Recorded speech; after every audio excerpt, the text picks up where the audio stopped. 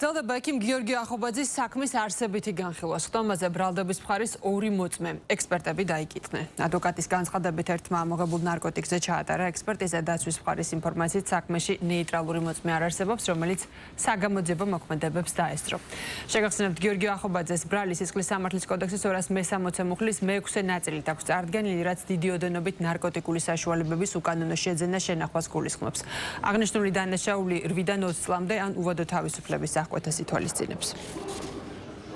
უთხოვარად ბრალდების მხარის მიერ არ არის წარმოდგენილი მტკიცებულებათა ერთობლიობა, რომელიც გონივრულ ეჭვმიტყმა სტანდარტით დაადასტურებს გიორგი ახობაძის ნარკოტიკული საშუალების ფლობას. და რაც შეეხება მტკიცებულებებს, მოგეხსენებათ, რომ პირველი დღიდანვე დაცვის მხარე ვაპელირებთ იმაზე, რომ სისხლის სამართლის საქმეში ბრალდების მხარეს არ მოუპოვებია და არანაირი ძალისხმევა არ განუხორციელებია, რომ მოეპოვებინა ნეიტრალური მტკიცებულება და გადაეღო როგორც მინიმუმ ვიდეო ჩანაწერი ან დაესწრო რომელიმე გამლელი პირი, რომელიც იქნებოდა ნეიტრალური მოწმე, რომელიც დაადასტურებდა გიორგი ახობაძის მიერ განსაკუთრებით დიდი ოდენობით ნარკოტიკული საშუალების ფლობას.